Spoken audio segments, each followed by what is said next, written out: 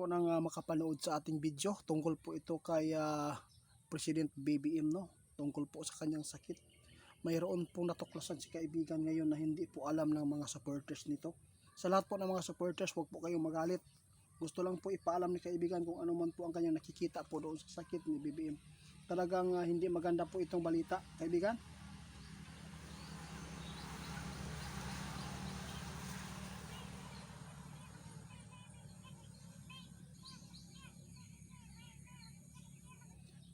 Oh, ang sakit naman po ito. Alam po ninyo guys, magugulat kayo sa balita ng ating kaibigan na ay nakita si kaibigan sa sakit ni BBM, no? Kawawa naman po si President. Alam po ninyo guys, nakakatakot po itong balita ni kaibigan. Yung sakit ni BBM ngayon, kapag hindi yan ayusin, kung hindi yan agad malunasan, maglala daw ito. Ito po ang balita ng ating kaibigan. Kung hindi yan daliin, kung hindi daliin, posibleng mamimiligro talaga ang presidente natin, kaibigan.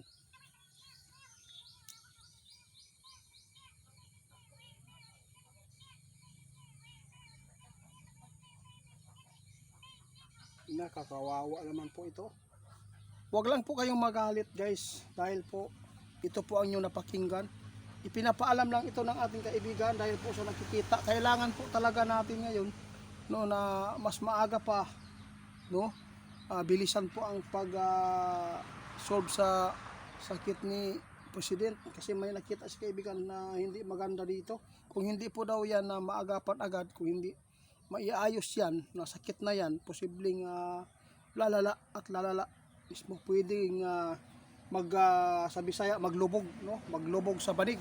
Muna ang nakita si may kaibigan karon. Muna ang pasabot na grabe po ang pagsubaybay ni kaibigan para lang may paalam sa lahat. Baka magulat kayo sa bigla na lang pagkawala ni BBM, kaibigan. Ito talaga ang nakikita po ninyo tungkol po kay BBM. Kawawa. So, salamat. Guys, huwag po kayong magalit ha. Grabe guys, nakakalungkot po itong balita ni kaibigan. Kahit pasabihin pa ninyo na magaling na si BBM, kahit paano pang sabihin ninyo, hindi nyo alam ang dinadaanan po ni BBM ngayon, mga idol, no? Talagang masama ang nakita ng mga kaibigan natin. Posible ito magdudulot ng kapahamakan po sa buhay niya.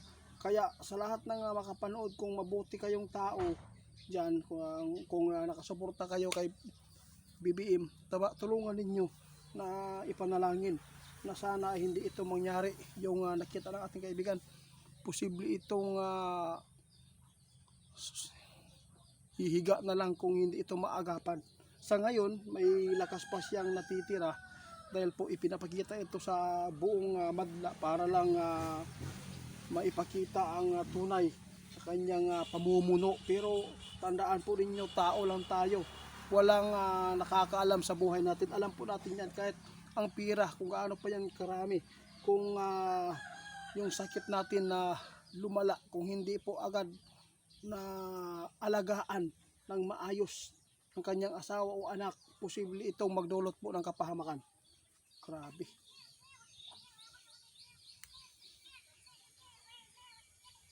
Tandaan po ninyo ang sinabing kaibigan, oh.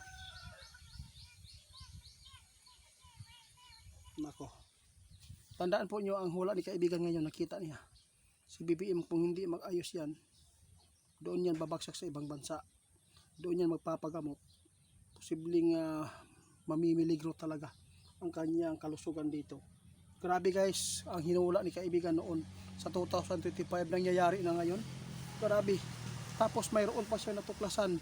Nakita natin si BBM ngayon no, nagsasalita, pero hindi nyo alam ang kanyang pag-uwi sa bahay. Grabe po ang kanyang sobrang pagod ang kanyang katawan, lalo na ang kanyang sakit sa intestine ay unti-unti itong lumalala at iniinda na po niya. Kaya sa lahat ng mga supporters ni BBM, huwag na po tayo makipag-away. Sa lahat po ng mga supporters ng mga Duterte, huwag na po tayo makipag-away. Tao lang po. Alam po natin yan. Hindi naman tayo nabubuhay sa gobyerno eh. Ang masakit lang dito, yung mga flood control na nangyayari. Yun, magpatawad tayo guys. Kasi si kaibigan mismo ngayon ang nagsasabi. Kaibigan, grabe naman po itong hula ninyo noon. Nangyayari po talaga ngayon.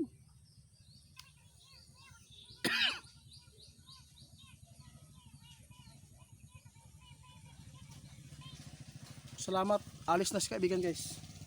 Sa lahat po ng makapanood sa amin, patawad. Talagang masama talaga ito. Yung nakita ni kaibigan sa buhay ni BBM ngayon guys. Sabi ng ating kaibigan itiit, alam po natin mayroon pong makapangyarihan sa lahat. No? Ang sa amin lang, ipinapaabot lang namin para hindi magulat ang mga supporters na ito po ang mangyayari. At least handa sila. Sa totoo lang guys, masama ang pahiwatig ni kaibigan tungkol sa buhay ni BBM ngayon guys. Alam po ninyo, delikado po talaga ang intestine guys. Sabi ng ating kaibigan, kapag ito ay namaga, kasi pwede yan magbalik. Pwede yan bumalik yung sakit na yan. Kahit sabihin man ng iba ay medyo okay na. Pero nakita ng ating kaibigan, delikado ang buhay ni PBBM. Kaya tulungan ninyo guys, ay panalangin. Sa lahat po na makapanood sa amin, paki-report po kay Ghost Hunter 88 Fans kasi isa po siyang magnanakaw sa ating video. Lahat po ng video natin, lahat po ng pinost natin, ninakaw para lang makapang-scam siya. Kaya sa lahat ng makapanood sa amin, sana hindi kayo magalit. No? Kasi mayroon na po kaming ipinapaabot po doon sa kalagayan ni Tatay Digong. Yun. Hindi po bias. Kung mayroon man kayong nakikita, tao lang tayo na magpaabot, no? Kung ano man po ang saloobin natin sa nangyayari ngayon dito sa ating bansa. Isipin yung mabuti, tao tayong lahat. May mga kasalanan pong nagawa, hindi tayo perpekto. Alam kong marami pong nagagalit kay BBM. Daming nagagalit. Daming nagsasabi mas maganda pa daw, matay na lang, karma. Pero hindi nyo alam guys, ang nangyayari po sa kanya. Alam po niyo guys, kung ano man po ang nakita po ninyo ngayon na kalakasan niya, yun po ang kahinaan din po niya ngayon doon sa kanyang pag-uwi sa bahay. Kasi wala pong nakita na ito ay inaalagaan po ng maayos. Kaya kawawa po.